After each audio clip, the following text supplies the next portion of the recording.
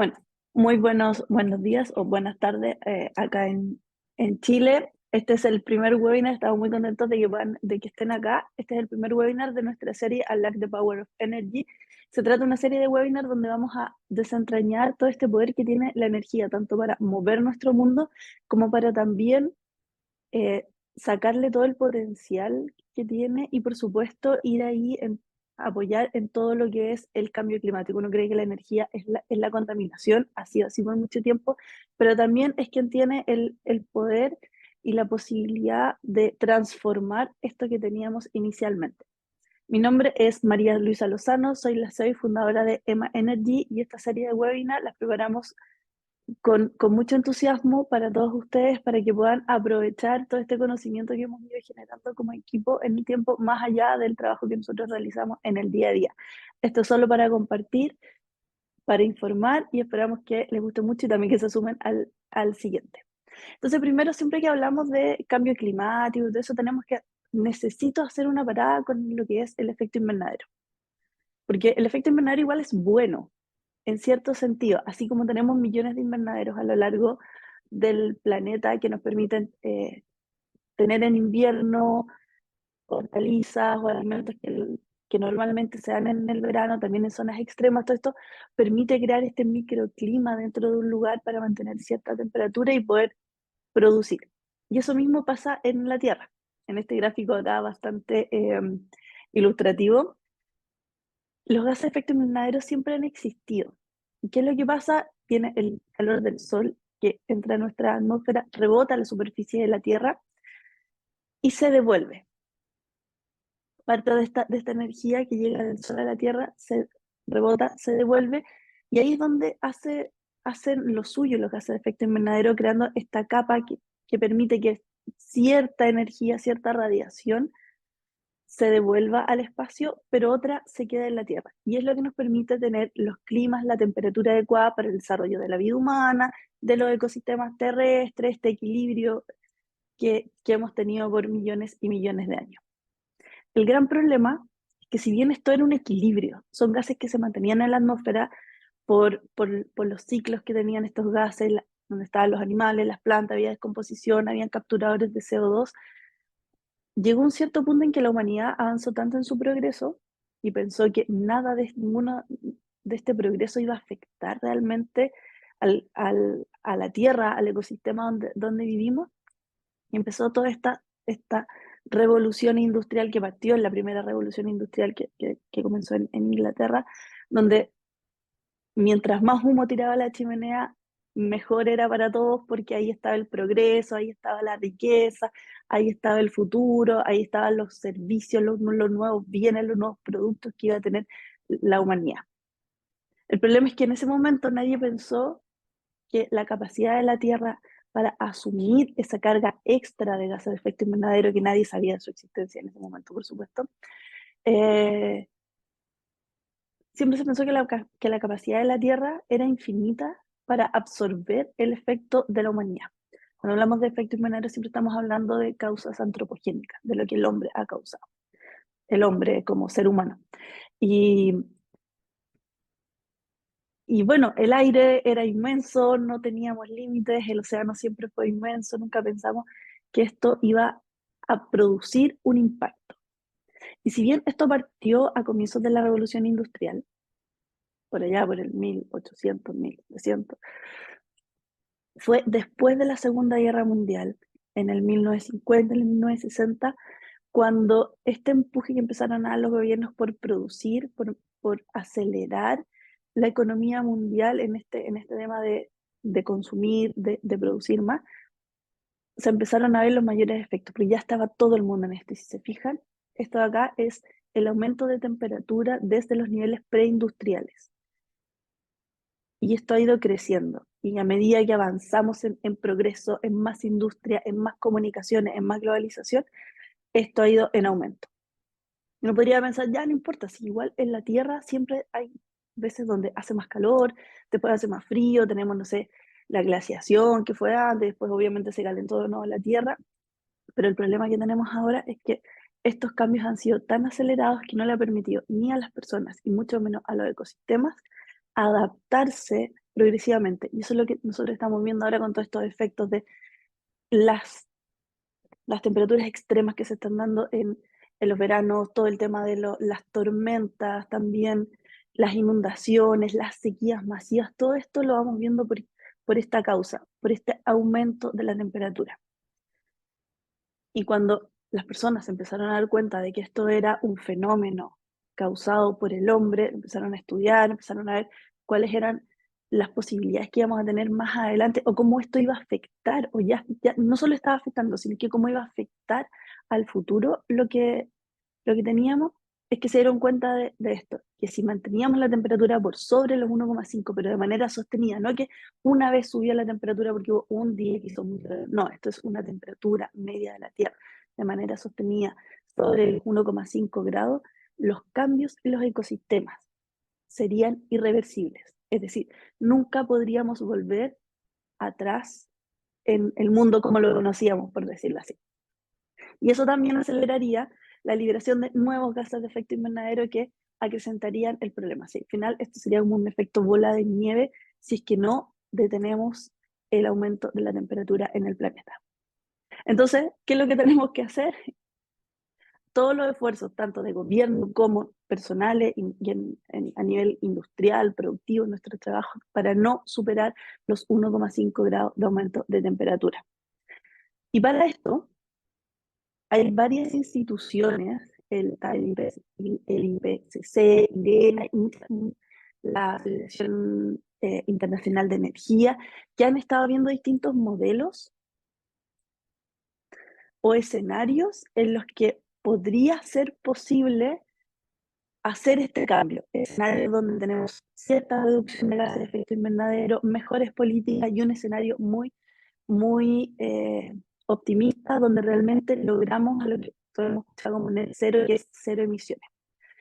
Hay distintos tipos de escenarios, tanto de cálculo como de proyecciones de las emisiones, del aumento de temperatura, pero hay tres, son los escenarios como principales, que son los que están acá, que nos hablan de lo que estamos haciendo, lo que podríamos hacer y lo que idealmente deberíamos hacer para frenar el aumento de temperatura. No pasar de los 1,5 y realmente tener resultados claros y concretos que no afecten la vida de las personas ni los ecosistemas. El primer escenario, eso lo voy a mostrar porque seguramente deben haber visto por ahí en LinkedIn o en las noticias, ahora que están en la COP, qué es lo que se está debatiendo, los acuerdos. Entonces, todo esto está volcado en estos escenarios. El primero es el de las políticas declaradas, que se llama STEPS, como pasos en inglés. Y esas son todas las políticas energéticas o climáticas, por ejemplo, acá en Chile, como la ley de eficiencia energética, la ley de cambio climático, incluso la ley REPTA está metida ahí, eh, que son las políticas y cosas que ya están implementadas y ya están en marcha. O sea, no son compromisos futuros ni declaración de buenas intenciones a nivel de países, ni de tampoco, por ejemplo, de grandes conglomerados industriales, sino que son las cosas que ya están funcionando y que ya están en marcha. O sea, el escenario de hoy para adelante si que no hiciéramos nada más de lo que ya estamos haciendo ahora. Después está el escenario de las políticas sostenibles o el de las buenas intenciones, que son unos compromisos un poco más ambiciosos. Ahí está metido todo lo que se hiciera si que se cumple el Acuerdo de París, todo lo que se debería hacer el Acuerdo de París. Eh, pero no son cosas vinculantes. Es, por ejemplo, cuando un país declara que va a avanzar en políticas para implementar hidrógeno verde, pero no hay detrás una ley o incentivos o compromisos o financiamiento hacia eso. Entonces, es un escenario como de buenas intenciones, de cosas optimistas, de buenas declaraciones, pero no necesariamente son vinculantes. Si me escuchan que me paro entre medio de esto porque estoy admitiendo a la gente que está en la sala de espera. Ya, y por último tenemos el escenario net cero. Y este escenario es de políticas y compromisos extremadamente ambiciosos que buscan que para el 2050 seamos todos cero emisiones de gases de efecto invernadero. Y este es el escenario es el único escenario que realmente nos va a ayudar a mantener los niveles de aumento de temperatura en máximo 1,5 grados. No hay a nivel como global de todos los gobiernos, no hay una política que empuje a todos los países a llegar hasta esto. Me ha tocado personalmente ver muchas empresas y grupos empresariales que están haciendo, que ya están trabajando de manera independiente de lo que estén tanto en las políticas declaradas como en la declaración de buenas intenciones de los distintos países, que están trabajando su propio escenario net cero. Y no al 2050, me ha tocado escuchar y ver al 2035, al 2040 y al final eso es por lo que estamos acá y por lo que nosotros queremos hacer estos webinars y tratar de motivar también a las personas desde el nivel de yo persona, yo en mi trabajo, yo como jefe de una empresa, yo como colaborador de una empresa, qué es lo que yo puedo hacer, incluso yo en mi casa, qué es lo que yo puedo hacer para sumarme a esto del net cero y no quedarme en las buenas, las políticas que ya están declaradas, que ya sabemos que van a ser insuficientes. ¿Por qué? Pongámoslo un poco en contexto de punto de vista de emisiones. Antes del Acuerdo de París, las emisiones de gases de efecto invernadero habían estado subidas. Si no hubiese existido el Acuerdo de París, ni ninguno de estos escenarios o acuerdos o políticas públicas que se han estado implementando, este sería el caso. Esta línea que se va como echando acá sería la situación en la que nosotros estaríamos si nadie se hubiese empezado a preocupar de esto. Pero después que tenemos esos tres escenarios que yo les mostraba, tenemos el de las políticas actuales, que se pega una pequeña bajada. Esto es el 2020, aquí tenemos una pequeña bajada esperada, eh, pero de todas formas no es una reducción considerable. El segundo escenario, el de las buenas intenciones, el de las promesas, el de las buenas declaraciones, nos lleva a una situación de emisiones menor que las políticas actuales, por supuesto, porque es un poco más ambiciosa, pero no suficiente como el net cero, que es el que nos va a permitir mantener ahí en ese 1,5 el aumento de temperatura. Aquí es muy importante poner en contexto que los gases de efecto invernadero, su efecto es acumulativo. Es decir, si yo dejo hoy de emitir todo, no quiere decir que mañana yo vaya a revertir el aumento de temperatura. ¿Por qué? Porque los gases de efecto invernadero perduran mucho tiempo en la atmósfera, se degradan o se meten en estos ciclos ecológicos eh, con el tiempo. Entonces, el efecto que yo tengo ahora, por ejemplo, de reducir un poco con las políticas actuales, no me asegura que yo vaya a disminuir el aumento de temperatura, porque voy a seguir emitiendo igual eh, todos estos gases a la atmósfera. Entonces, eh, hay que planteárselo desde ese punto de vista. Tenemos que llegar a las emisiones cero.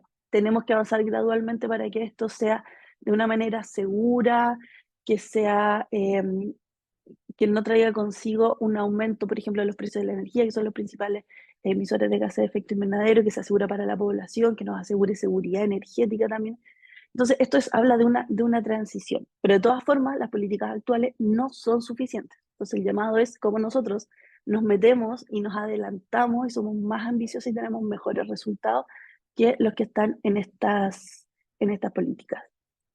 Entonces, aquí les traje este gráfico para que tengan una idea y poner un poco en contexto lo que les comentaba, esto del efecto acumulativo de los gases de efecto invernadero.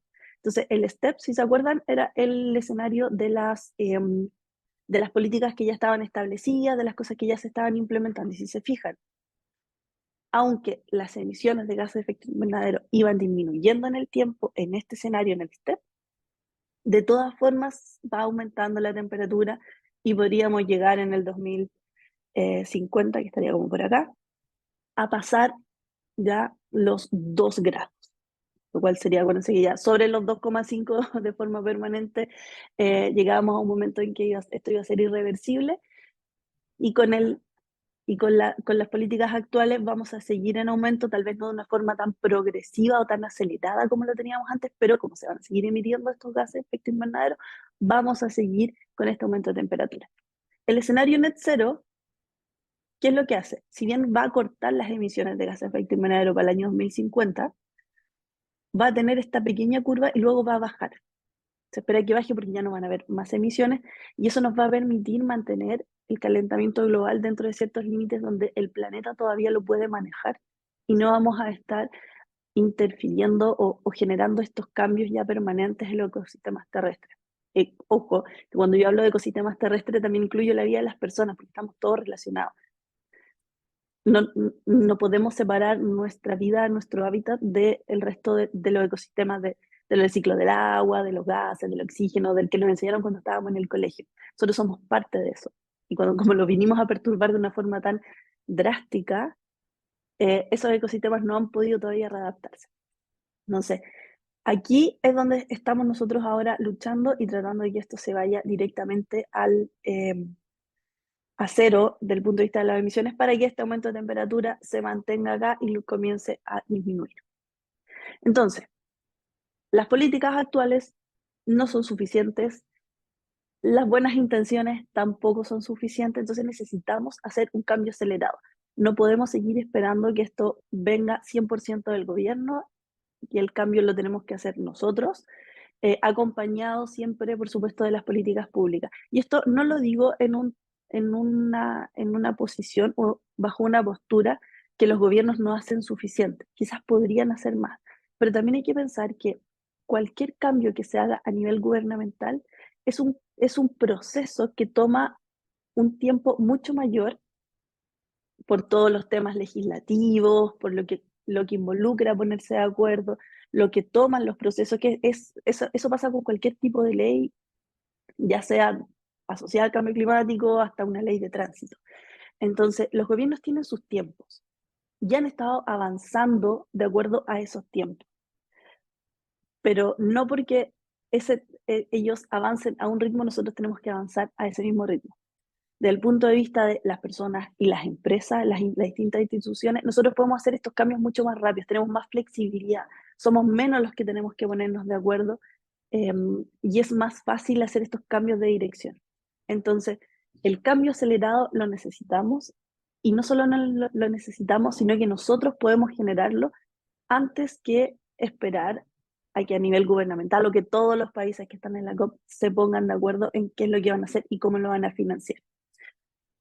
Y esto ya está más o menos calculado. ¿Qué es lo que tenemos que hacer para que este cambio sea tan acelerado? Y hay dos caminos que son absolutamente complementarios y necesarios entre sí. Uno es la energía renovable. Aquí no lo traduje, está en inglés directamente del último informe que hizo Irena, sobre qué es lo que necesitamos para de aquí al 2030, o sea, a la vuelta de la esquina prácticamente, para mantener la temperatura en 1,5 grados.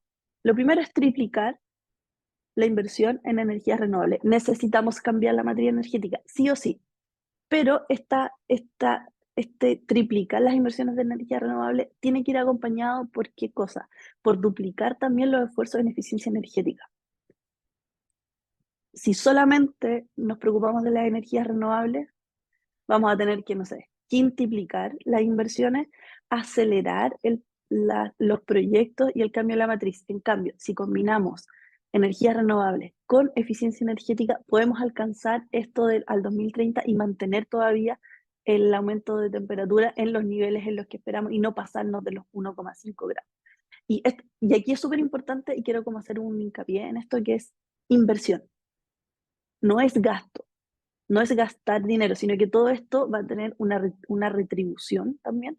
Y como son inversiones, se espera que tenga una retribución económica para quien invierta en esto. Y por supuesto también la retribución que vamos a tener todos eh, por el tema de los gases de efecto invernadero el cambio climático a nivel del planeta.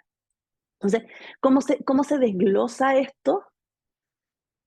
El estudio de Irena nos dice exactamente cuánto es lo que va a aportar cada una de las cosas que tenemos que hacer para reducir los gases de efecto invernadero y mantener el aumento de temperatura en 1,5 grados.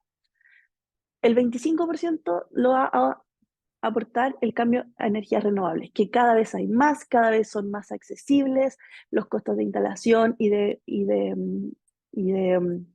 compra, de construcción son más baratos. Hace un par de años nadie pensaba en instalar, por ejemplo, paneles solares en su casa porque no se pagaban nunca. Ahora todo el mundo está preguntando y viendo recomendaciones de quién lo instala, porque ya tienen precios accesibles. Si es a nivel doméstico, a nivel industrial o a nivel de grandes generadores, mucho más.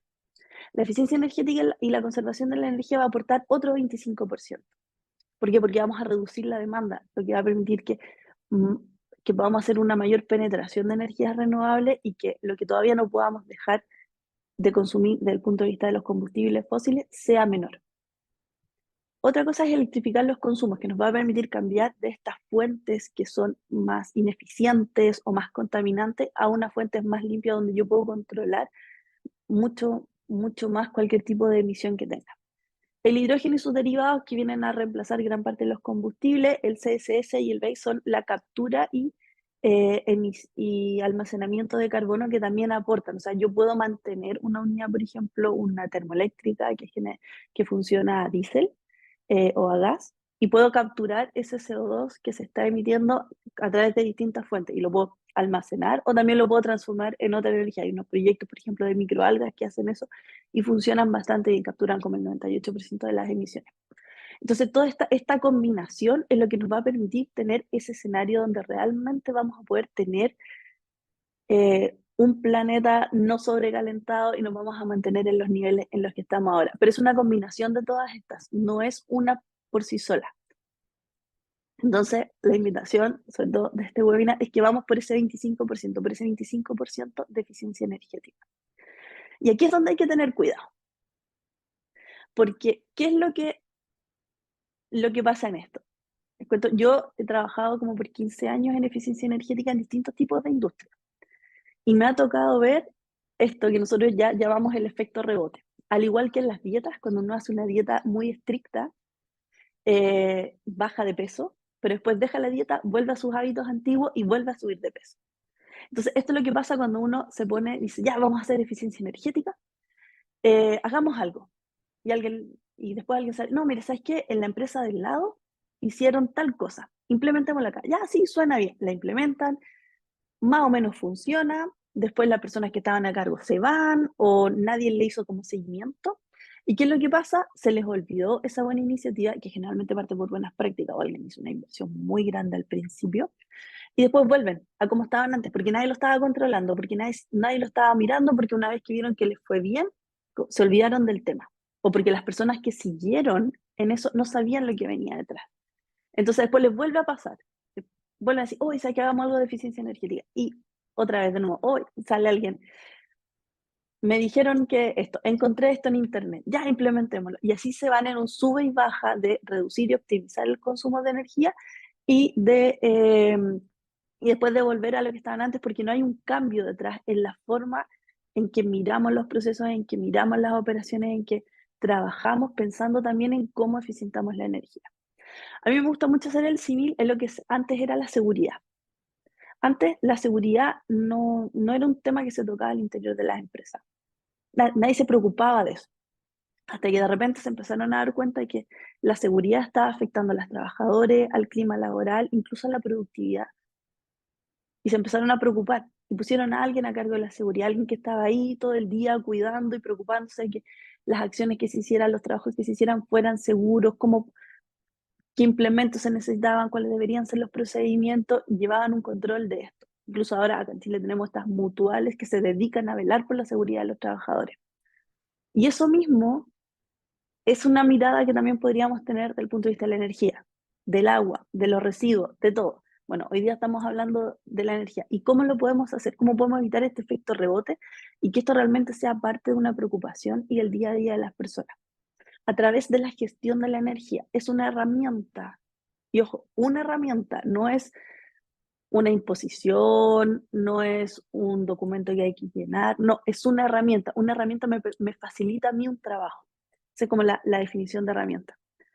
Entonces, a través de la gestión de la energía, yo ya me desligo de este efecto rebote y empiezo de forma progresiva a implementar desde buenas prácticas, poner más control, identificar buenas oportunidades, hacerle seguimiento, verificar los resultados, saber qué es lo que puedo ir haciendo después, le estoy tomando el pulso al uso de la energía en la operación. Y eso es lo que al final, así como pasó con la seguridad, que ahora es parte del día a día de las operaciones en muchas industrias, el uso eficiente o el buen uso de la energía también va a ser parte de la cultura corporativa. Y esto es lo único que me va a permitir tener esos como ahorros o reducción o lograr esa eficiencia energética, pero de manera sostenida en el tiempo. No una vez que hice algo y después se me olvidó y volví a como estaba antes, sino que de manera sostenida, progresiva y para siempre.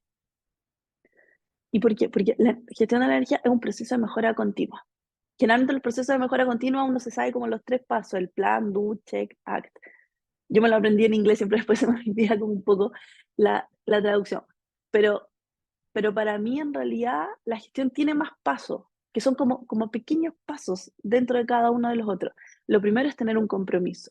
Lo segundo es tener una línea base, el saber dónde estoy parado y desde dónde voy a empezar a mejorar. Planificar las acciones, no empezar así a decir, ya, voy a hacer esto y después no, pero mejor esto. No, esto tiene que tener un plan. Así como los escenarios, el net zero, el de las políticas actuales, sigue una serie de acciones lógicas. Lo que yo haga también para hacer una mejor gestión de la energía también necesita una planificación, un orden. Si no, voy a volver al efecto rebote. Actuar, por supuesto. O sea, sí o sí hay que actuar porque si no, vamos a quedar ahí en solo las buenas intenciones y vamos a estar como en el primer escenario. Medir los resultados, medir lo que estoy haciendo, medir la efectividad. Y por último, antes de volver a empezar el ciclo, comunicar. Yo no saco nada con hacer todo esto y si después, al menos internamente, no comuniqué esos resultados, si no le dije bien, por ejemplo, a mi jefe, al dueño, al directorio, a mi compañero, cómo nos fue con lo que estábamos haciendo, cuánto mejoramos, qué aprendimos de eso. La comunicación es parte importante de la gestión, porque si no yo me quedo con algo que hice y si nadie más lo sabe, es imposible que los otros también se puedan beneficiar de esas buenas prácticas. Entonces ahí comunicar es como el tip de la gestión de la energía.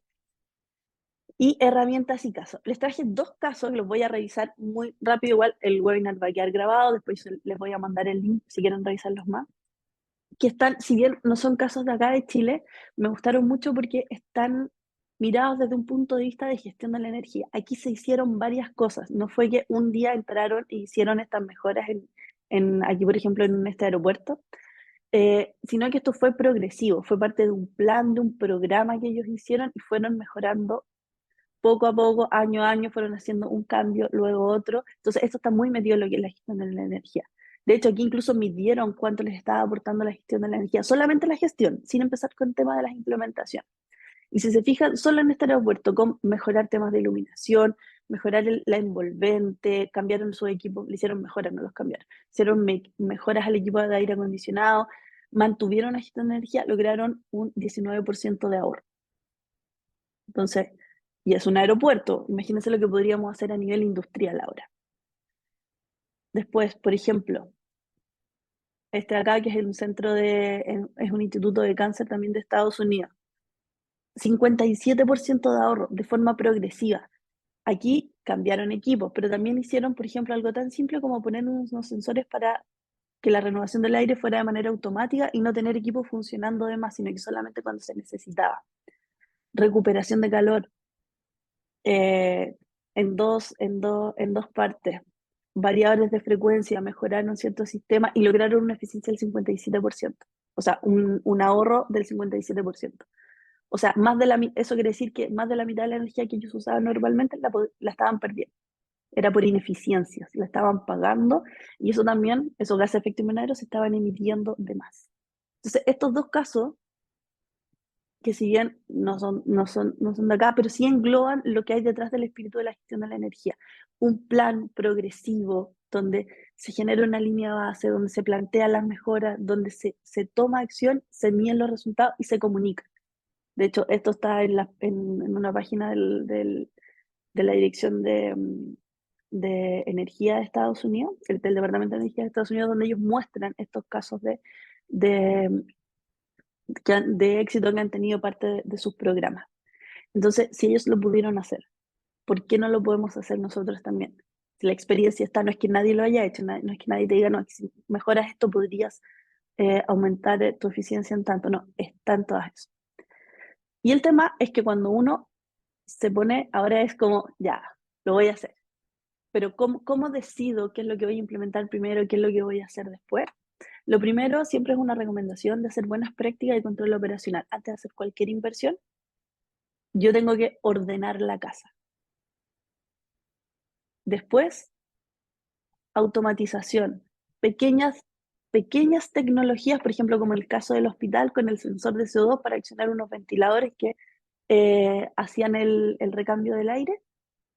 Pequeñas tecnologías que no tienen un costo tan grande, no estoy cambiando un gran equipo, sino que estoy haciendo un pequeño ajuste con control, con una tecnología que me permite mejorar un poco la operación normal, yo puedo avanzar en eficiencia energética.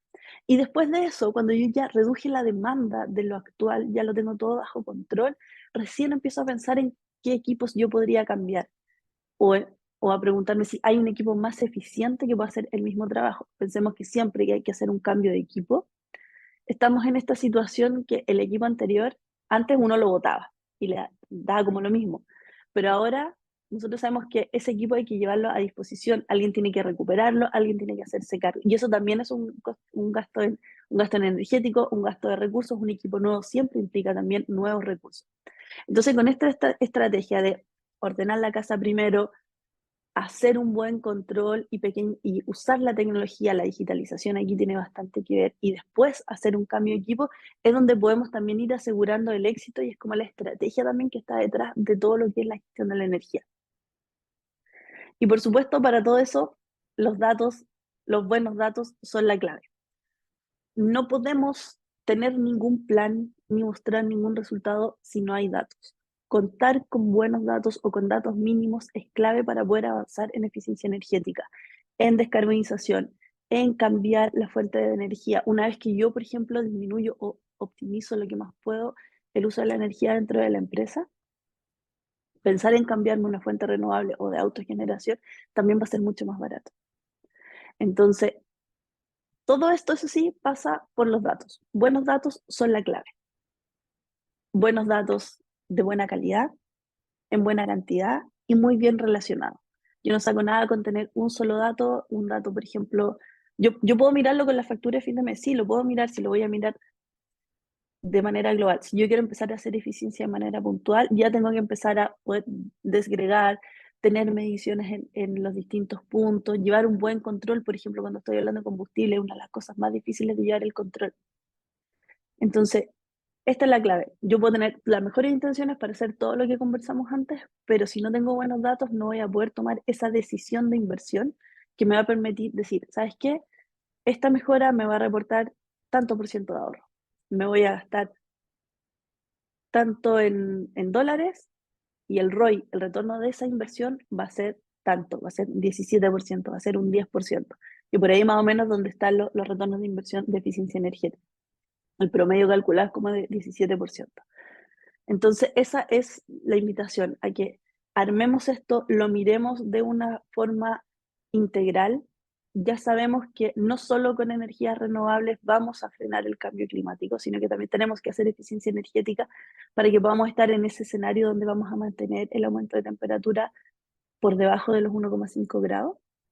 Y por supuesto, invitarlos también, ya para ir cerrando, como tuvimos un poco ahí de problemas, eh, dejarlos invitados a que sigan trabajando. Yo sé que muchos de ustedes deben ya estar trabajando en eficiencia energética, a que miren sus industrias, a que miren sus operaciones, a que miren también lo que están haciendo en sus casas, porque no solo es algo que tenemos que dejarle a los grandes tomadores de decisiones, al gobierno, sino que nosotros somos los llamados, somos los agentes de cambio en esto.